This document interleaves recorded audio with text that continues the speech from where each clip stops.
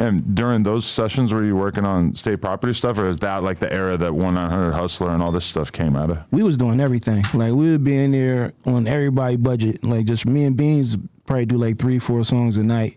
State property, we was cutting every day. Like, at that time, like, it could be Dipset in one room, Bleak and them in another room, Jay in one room. Like, baseline, it was lit, and the level of MCs was through the roof. So it felt like the competition, you had to be on your P's and Q's when you came in there. Right. Like, if you laid some bullshit and they played it in there, you would know. Right. Definitely. But were you guys writing at the time, or like, because obviously now rappers are way more inclined to just punch in the booth, which is basically like something that Jay kind of like brought to the table and like kind of influenced so many people. But were you guys writing at that time? Because when it's that super high speed, fast paced environment, it's like very difficult to sit down and write. Yeah, nothing beat, y'all right? ever heard from me was written down. Really? It's still like that? Okay. Yeah, from the since 1-900 Hustler before, nothing y'all ever heard me spit was written down. And was that influenced by Jay, or that was just how you were living? I mean, I was doing it before that, but definitely was, once I seen Jay do it, I'm like, all right, this is definitely where I'm at. I'm doing the right thing. Wow, that's dope. Okay, so 1-900 Hustler. I started doing it because my handwriting was so sloppy. Like, I'm left-handed and my handwriting sloppy, so I would write raps and then can't even read the shit half the time, so I had to memorize it. Really? The phone kind of changes that a little bit, right? Yeah. Another thing I do is voice notes. Like, I got hits in my voice notes. Like, really? Just like, I leave here and be riding in the car and then come up with something, put it in my voice notes. And then when it comes time to record, you'll just kind of listen to it and use that to influence it? Mm-hmm. Interesting. I might drop a voice note project one day. Really? Yeah. That's a good idea. Mm-hmm.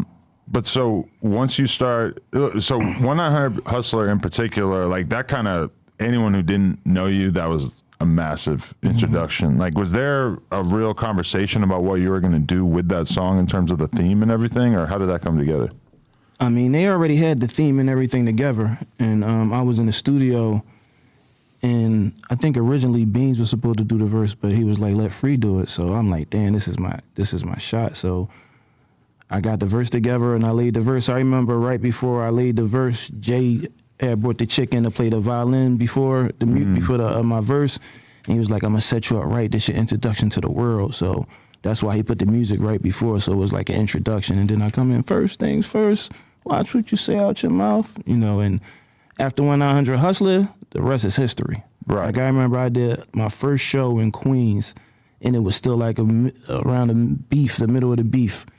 And I had 1-900 Hustler, and I had like a couple freestyles. They paid me $1,500. We strapped up, we went up to their joint, we did the show, and I ain't stopped doing shows since. Really? That must have been crazy, because at that time, like, being put on a project like that and having an introduction like that, and especially just having such a unique vocal tone, you just stood out so much. It was like anybody who was a Jay-Z fan instantaneously knew all about Freeway, right? Yeah. It was definitely a blessing that, proceeds to this day.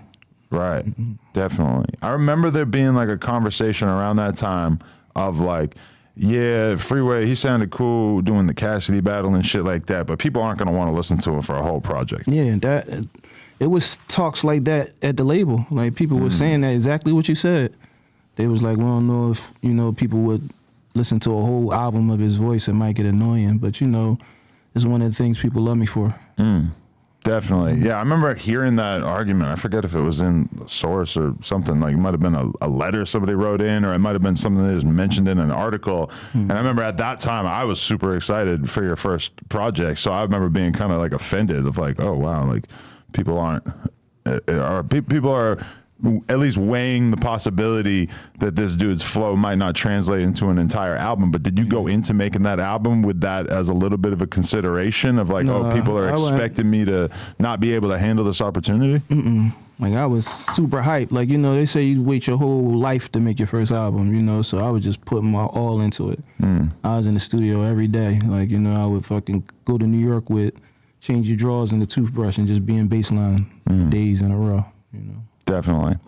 And so to me, like, one of the greatest rap songs of all time is Even Though What We Do Is Wrong. Like, it's just always stood with me. And if I were to kind of break down why I think that's the case, it's kind of like you're the perfect person to have been so pivotal to that song, because I feel like throughout your rap career, lyrically, you've always kind of acknowledged that whether it was rapping about things that are maybe not necessarily in line with your faith or talking about selling drugs, you've always like talked about what you were doing, but then also we're talking about the consequences of it and how you were somewhat conflicted about doing it. And that song is kind of like the perfect representation of that, of being a rapper or a drug dealer or whatever who's doing their thing, but then you also know that this isn't necessarily the right way to be living. Most definitely. You know, because that's my reality, and not only my reality, but a bunch of people from Philly, you know, at the time. Like, you know, my whole neighborhood, you know, a lot of us was in the streets living that life, but we know we shouldn't be doing it. You know, we Muslim, we know it's a certain way that we supposed to be living, and, you know, it's a consequence for that.